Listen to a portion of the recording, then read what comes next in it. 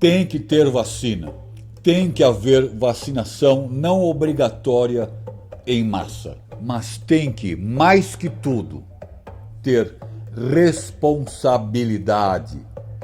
Aqueles que governam o Brasil, aqueles que devem, acima de tudo, representar e proteger os brasileiros.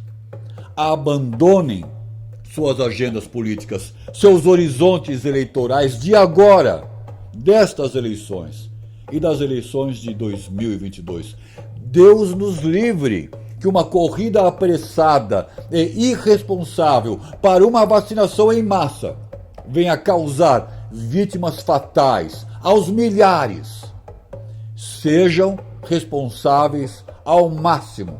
É tudo o que o povo brasileiro pede, exige. Não vai ter como usar nada para se desculpar ou se esconder de um resultado fatal por falta de responsabilidade e de querer empurrar suas agendas eleitorais. É o único canal que mete o ferrão sem dó. Enquanto as boas novas da vacinação em massa na Inglaterra está por começar, aqui no Brasil, alguns governadores fazem política e demagogia com a vacina. Não importa a origem da vacina. Dito isso, estudos, testes e as comprovações têm de ser sérias, cautelosas, verdadeiras e sem paternalismo de governadores que colocam suas agendas políticas à frente da saúde do povo brasileiro. Estou errado no que estou falando? Você concorda comigo? Vamos ver como se comporta um dirigente de um país responsável, diferentemente de alguns governadores aqui no Brasil. Nós não podemos de forma alguma contar com estas notícias como uma solução. Seria um grande engano que poderíamos fazer por agora. Seria afrouxar nossa determinação neste momento crítico. E isso lembrando que aumentou expressivamente o número de casos no Reino Unido. E assim mesmo, o Boris Johnson pede por cautela. Apesar dessas excelentes notícias, a Inglaterra já encomendou mais de 5 vacinas que estão em andamento.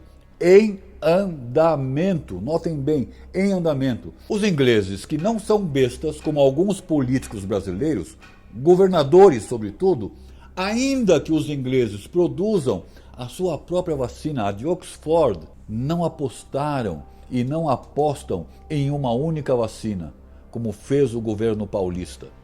A Inglaterra, que já havia encomendado 40 milhões de doses da Pfizer, com parceria da BioNTech, e veja que a vacina da Pfizer teve 90% de eficácia, ainda aguarda a aprovação dos órgãos reguladores de saúde inglesa. Entendeu, João? Aguarda a aprovação. Entendeu, João? E se tudo for aprovado, a vacinação em massa começará em meados do mês de dezembro. Em meados do mês de dezembro.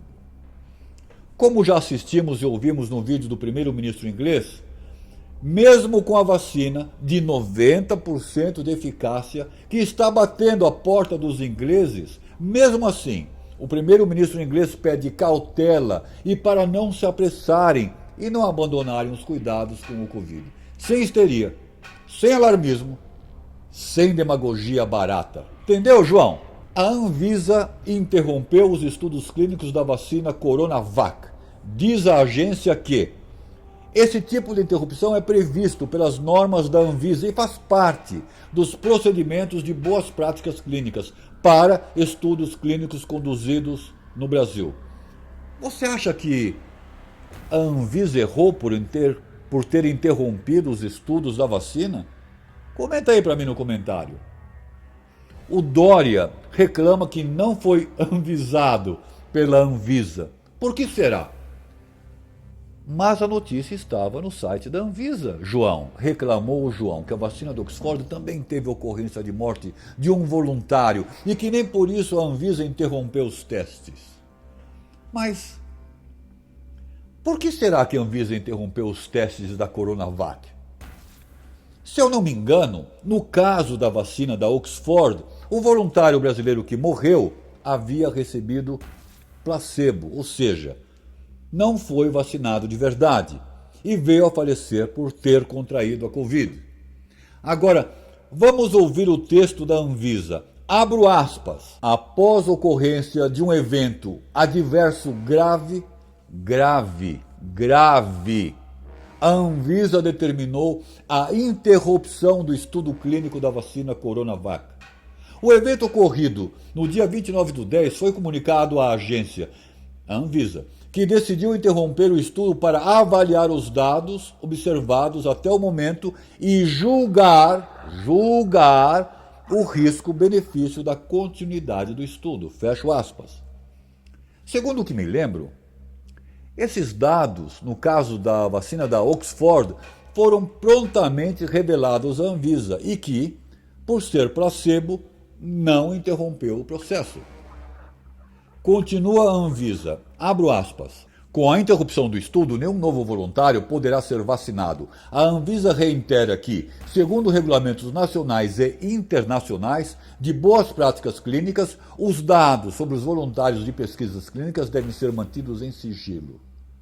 De acordo com o RDC 9/2015, são considerados eventos adversos graves A. Óbito. B. Evento adverso potencialmente fatal, que pode conduzir à morte. C.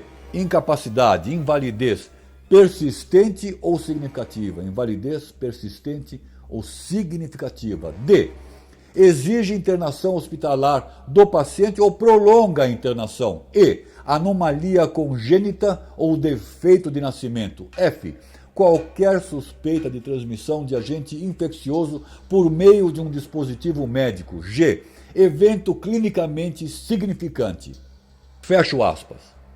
A Anvisa afirmou que houve um evento adverso grave no dia 29 de outubro e que é padrão interromper os testes quando algum problema é notificado. O diretor do Instituto Butantan, Dimas Covas, disse em entrevista à TV Cultura que se trata do óbito de um voluntário que não teve relação com a vacina. Como é que ele sabe? Se a Anvisa ainda não comunicou?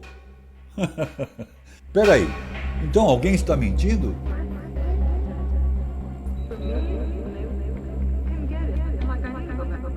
Abro aspas para o diretor Dimas Covas, que diz o seguinte, abro aspas, até estranhamos um pouco, é um óbito não relacionado à vacina. Como são mais de 10 mil voluntários nesse momento, a pessoa pode ter um acidente de trânsito e morrer, e isso em nenhum momento para a interrupção do estudo clínico. Fecho aspas. Escutei bem o que o diretor do Butantan disse? Acidente de trânsito? Ora as bolas! Eventos graves, a Anvisa falou, eventos adversos graves. Será que nesse caso a Anvisa está querendo vacinar as leis do trânsito? Ou querendo proteger a população de decisões apressadas e irresponsáveis? Zangão.